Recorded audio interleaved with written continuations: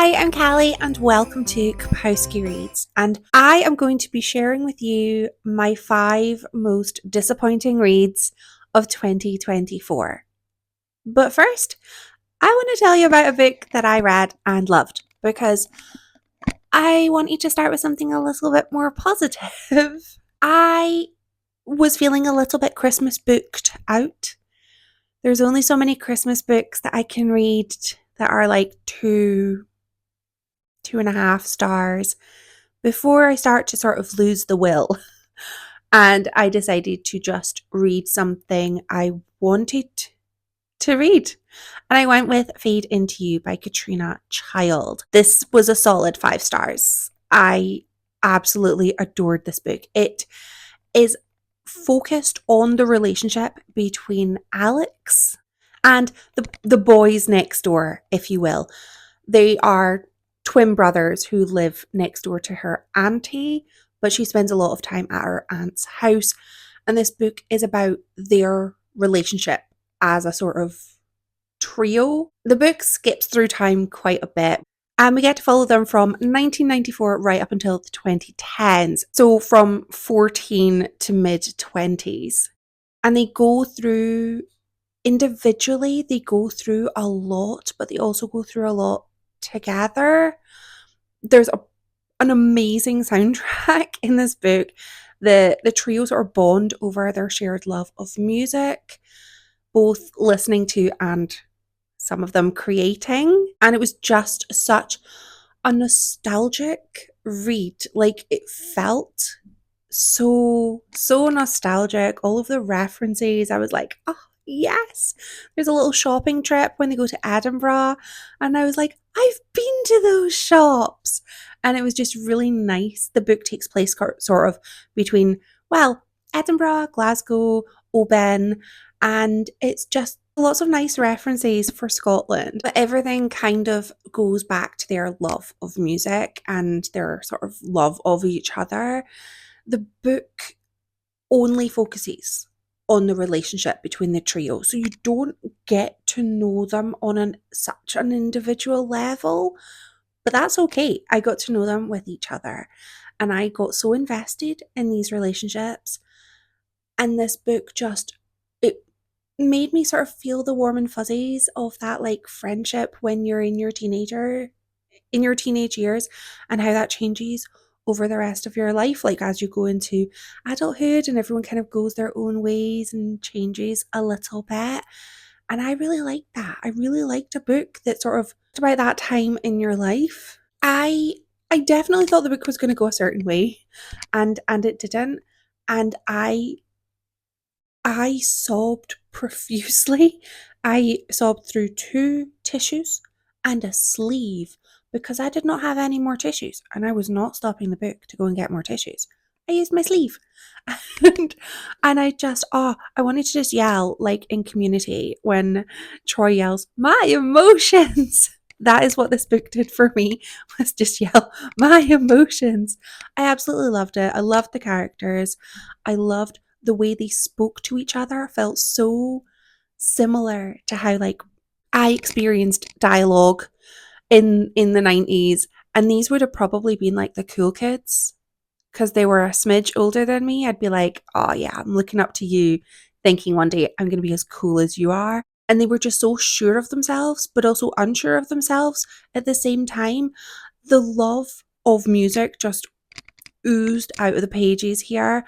I have watched a few interviews with the author where she talked about like her passion for Tea in the Park and like 90s grunge, and it definitely is reflected in this book.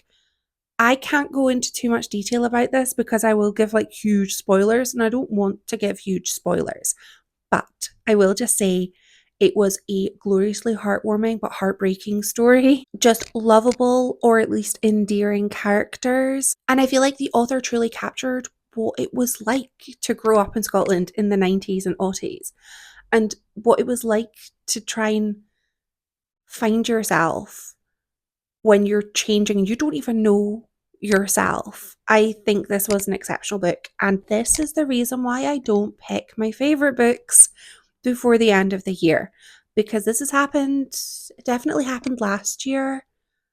I don't remember if it happened the year before, where I fall in love with a book in the last month of the year. And I'm like, oh, good job I didn't pick my favorites because this is a contender. It just hit me in the nostalgic feels. And it also gave me just so much that I wasn't expecting. There is a playlist apparently on Spotify for this book, but I'm not on Spotify. I have Apple Music, so I don't have the playlist. But it would be an excellent playlist. It was just such a Scottish book, and it was just a really, really enjoyable read with just lovely characters. And I just wanted the best for all of them. And I did not expect to get hit so hard in the feels, even though on the StoryGraph it said that this book was emotional. And I was like, oh, I cry at everything, but I'll be fine with this book. And I was not fine. I was not. It is emotional. Like maybe the last 50 pages or so. Oh, the feels. But also because you know it's going to be emotional, you know things are going to happen. You're made to think certain things are going to happen, but not those things. Other things happened. And I wasn't expecting those other things to happen because I was busy waiting for a different set of other things to happen. And I was caught unaware. And oh, my wee heart. Oh, whirlwind of emotions. Read this book. It's really good. We also went out for brunch and it was amazing. My partner is off work now for the rest of the year and I love him and I'm so happy for him. But I'm also so sad for me because I'm working right up till Christmas Eve. It is my turn. It's my turn. It's totally fair.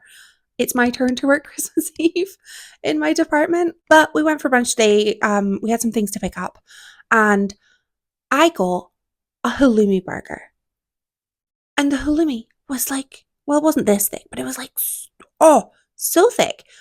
And we went to Books and Beans, which is one of my favorite. It's on the rotation of like the favorite cafes. It's got secondhand books, and I did not buy any. I did not even look because I'm so close to the end of my low spend year that I don't want to break so close to the end. I want to finish. I want to finish strong, or at least finish. And it was delicious. Highly recommend. I also got a scone. I had no space for a scone, but I made space and then I felt ill. I regret nothing. But I also have been absolutely glued to all of the videos where people are talking about their least favorite books of the year because I feel like I'm a messy queen. So I kind of wanted to do my own, but I don't want to do like my most hated books because some books I read this year were truly not loved by me at all. Instead, I wanted to talk about my most disappointing reads. These are books that I went into them expecting a 5-star read, and I did not get a 5-star read. That's what I wanted to share because I thought that might be interesting. It might not, but I hope it is. So I have 5, and I just want to do a disclaimer: like, no hate if you love these books or if you wrote these books. I'm just a person on the internet with a tiny microphone on a crochet hook.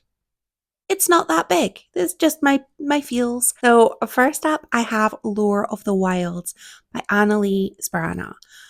This is a debut novel, and I wanted to love it, and I thought I was going to love it because it's romantasy. I love me some romantasy. We have a love triangle. I love a love triangle.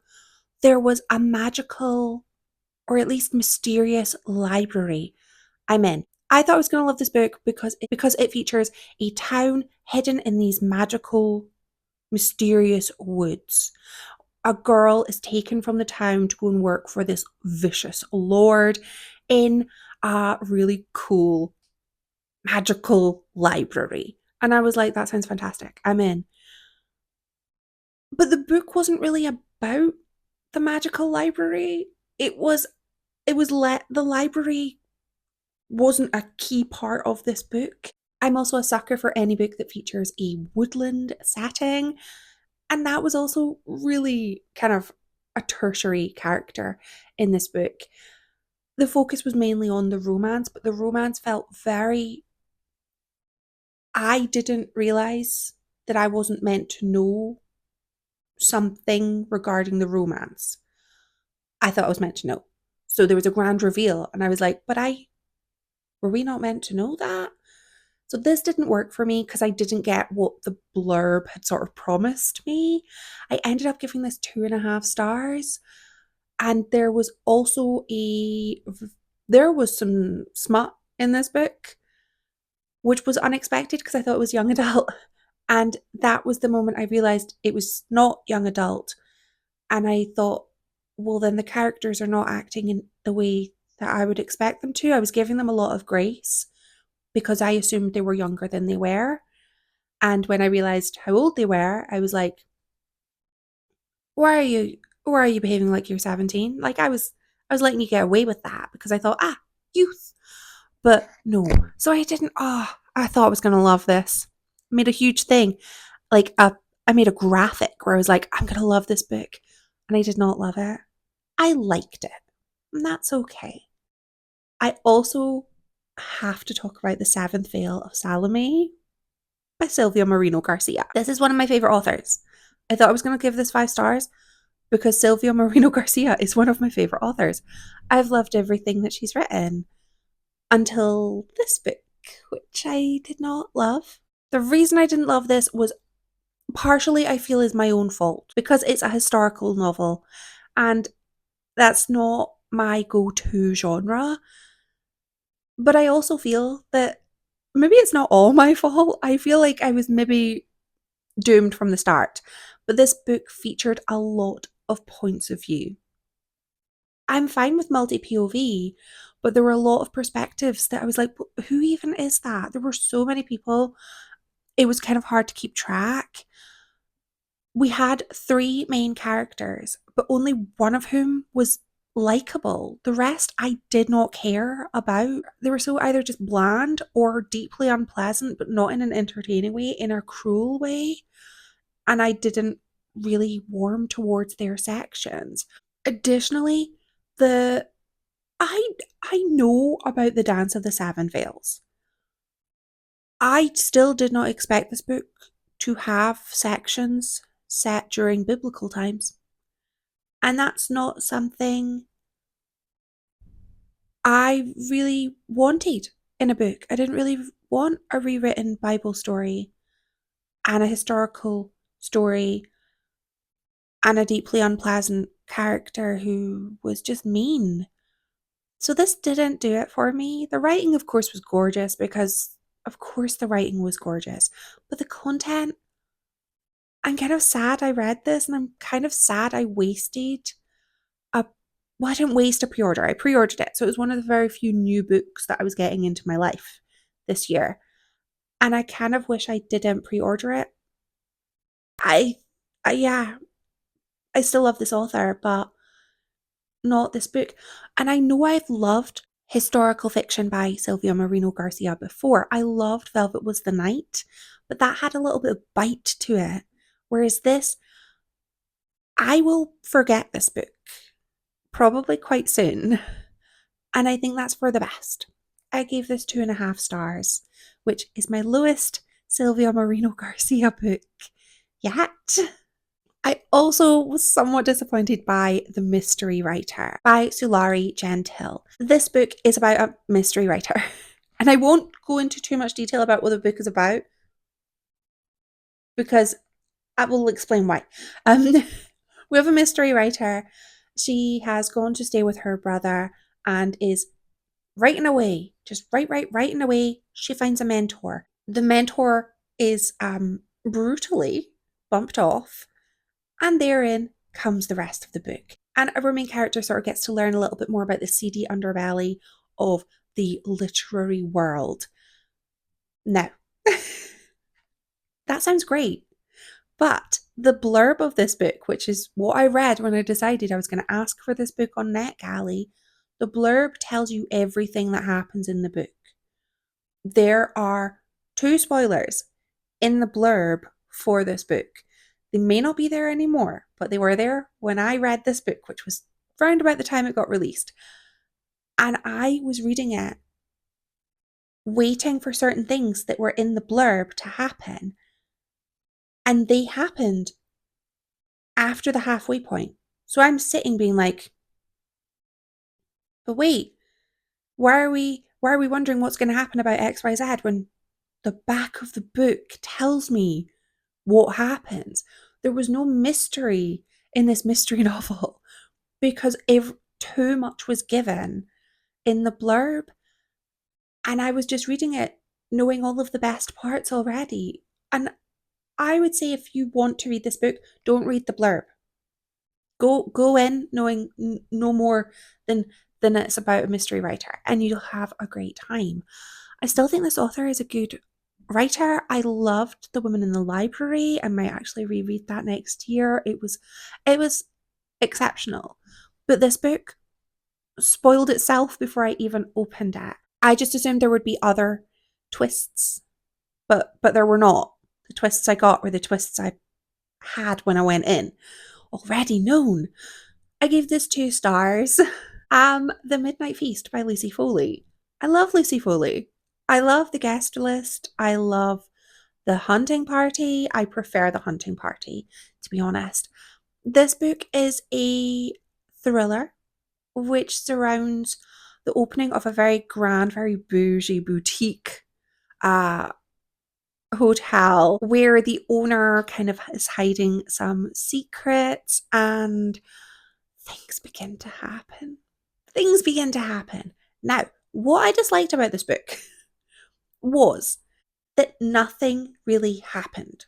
Stuff happens. Of course it does. It did. But nothing big really happened. There were, again, creepy woods. Creepy woods were mentioned. So I was like, yes, give me the creepy woods. Give me the culty vibes. And then don't build on it at all. None. So there was a creepy cult that was mentioned. Or maybe not cult, but there was a creepy grouping. Things were happening in the woods. We got nothing more about that. All we got was just drama surrounding rich people. Yawn, yawn, yawn. I don't want that. I want the creepy cult in the woods. What is going on with like the folklore? So much folklore was like hinted at, but just it teased. This book teased me with a wonderful creepy thriller surrounding local legends and woods, and then delivered me a thriller that I've read about 14 times before. It didn't give me anything. It was so strange. It actually felt like this book came out before The Hunting Party and this book came out before The Guest List, because this book just I felt just couldn't compare. I gave this 2 stars and I feel I'm being really kind because I wanted to give it 1. I was so angry. I was so angry and disappointed because, again, blurb led me to believe there would be more folklore in this book than just it mentioned in passing. It was really just so harsh to be so close and so far at the same time. And my last disappointing read of 2024, hopefully so far, like hopefully of the year in total, not so far, because there's still some time, but I don't want any more disappointing reads, please. Is Spectacular by Stephanie Garber. I'm so disappointed. I love Caraval. And of course, when a festive novella was announced, I was like, clearly I'm going to love that too. And I didn't. I didn't love this book because the middle third of this book was a dark romance. I don't read dark romance. It's fine if you do. We all like different things. Dark romance is not something that I have really much interest in reading. I like a dark book. I like a romance book. But dark romance, not for me. It was, I assume, a young adult book, seeing as Caraval is a young adult series and this is part of the series. But we had a lot of very mature content from characters who were quite young. And it made me feel very uncomfortable. And it gave me the ick. And I don't know why that happened. I don't know why this book was supposed to be a fun book about a character trying to find the perfect Christmas present for their partner. But it wasn't. It went really quickly into basically it went really quickly into like harassment, and then like lines were crossed. It made me very uncomfortable to read. I didn't like this book because it totally changed the vibe of Caraval. It wasn't the whimsical fantasy story. It was a very dingy, creepy harassment, deeply uncomfortable book. And I did not have a good time with it. Again, I gave this 2 stars. I feel I was too kind. I might go back and change that. I might go back and change it to 1 because it really was disappointing. I would love to know if you've read any of these books and if you read them. And I hope people did enjoy these, because that's the beautiful thing about books, is that different people like different things, and just because I don't like something doesn't mean that other people won't. And none of these books were badly written. That has to be noted. All of these books were really well written. They just, plot wise, were not for me. I kind of hope somebody does like these, because otherwise I'll just feel really bad and like a moany cow. Thank you so much for watching. Bye!